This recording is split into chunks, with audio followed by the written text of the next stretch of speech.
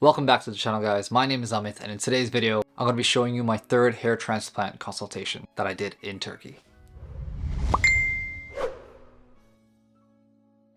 So I just got back from Turkey not too long ago. I went to support a friend to get a hair transplant. I gotta say, it was quite a fun experience. I got to meet up with him after such a long time. I got to explore Istanbul together with him and his girlfriend. And eventually I got to take him to the hair transplant clinic that I went to get 2 hair transplants done. Now, as most of you know, I got not 1 but 2 hair transplants done from Istanbul, Turkey at Vera Clinic. So going back there was a no-brainer. I'm glad I could refer my friend and he get the same experience that I did. When I went for the first time to Vera Clinic, I did 6,100 grafts extracted from my donor area and placed onto my hairline and my mid-scalp. And honestly, the results of that turned out really good. I was very happy with how my hair was looking. So happy that I decided to go back again to get a second hair transplant on my crown this time. Unfortunately, the story wasn't the same. On my crown, after a full 18 months of the hair growing out, it wasn't as thick as I would have liked it to be. Don't get me wrong, it's still much more than it was before. But since I was already in Turkey, I figured I may as well get a third hair transplant consultation and ask a doctor, was there a reason why it didn't grow that much compared to what my expectations were? So he sat me down and gave me another consultation for a possible third hair transplant and to see if it's a good fit for me in the future. Make sure you stay till the end of the video because I will be talking about my review of basically what he has gone through with me, and you'll kind of get an idea where I stand about getting a third hair transplant.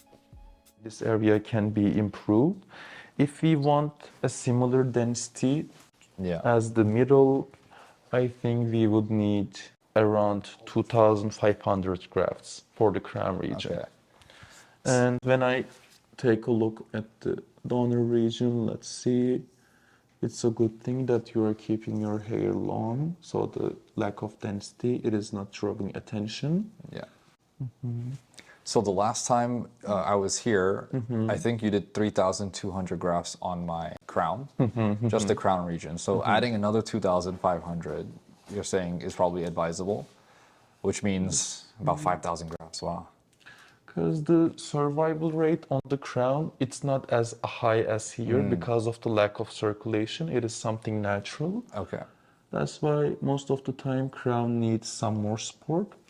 If you want, I think from this donor region, we can extract around 2,000 grafts easily. Yeah. Possibly 2,500 grafts. So Fair. I think we have enough grafts to address this region. Yeah. If you want to. Let me check your beard. You know, beard region is also a candidate for a donor region. So I have a question actually about the beard. A lot of people have asked me as well. The texture of the beard, it's different versus the texture on the donor area. Yes, of the hair. correct. So when, let's say, if I do the beard grafts, would it feel completely different? In order to make it less visible, we would first mix it with donor grafts, then we would implant them. Okay. So what we do, first we implant the beard grafts, we distribute it all over. Yeah. Then we start implanting the scalp grafts. That way, they will be distributed homogeneously and they will not draw attention. Okay. And it would look like as if it is denser because those grafts are thicker. And what is the growth rate? Is it the same as the donor area or is it like a bit slower versus the other one? These grafts are strong grafts, just like the back of the scalp.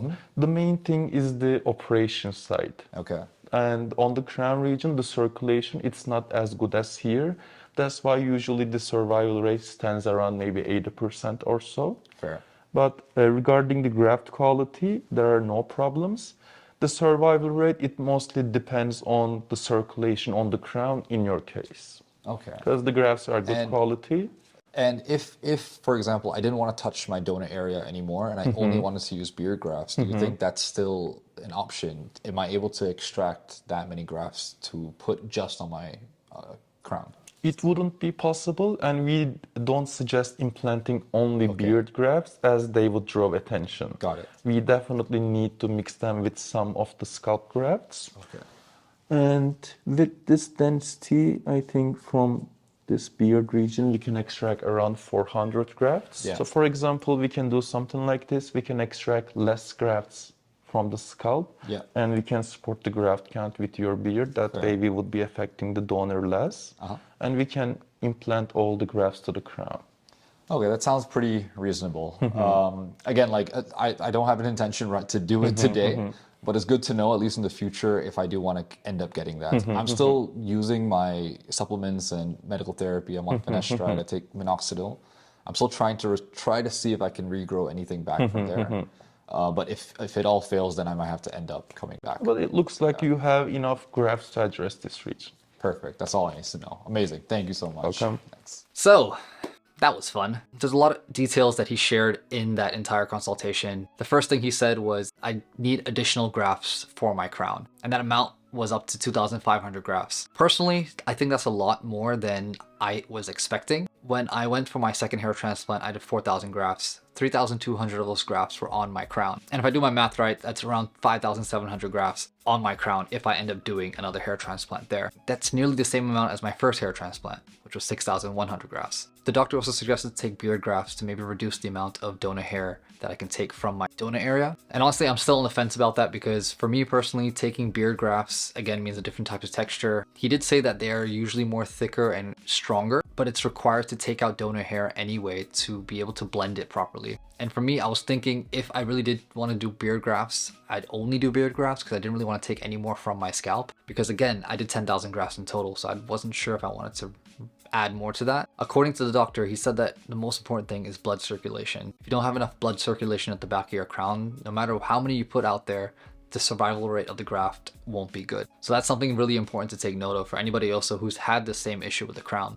He also told me off camera that generally the crown takes much longer, as we all know, but it also means that it can take up to 2 years to really see a full result. So all I can do is keep doing things that'll help blood circulation at the back of my head. I know it's not perfect, and a lot of those videos were not kind to me with the harsh lighting, but there are some days that the hair looks really full and I'm really happy with it. So I don't really complain too much about it because again, from where I was before and to where I am now, couldn't be happier. I'm still gonna give myself a little while before deciding on wanting to do another hair transplant, but at the present moment, I'm pretty happy at where I am. And I'm gonna monitor for the next 6 months at least to keep continuing trying natural ways to try to get that hair grow even better. Maybe using a scalp massager and even more minoxidil if I have to kind of push that blood circulation on the back of my scalp.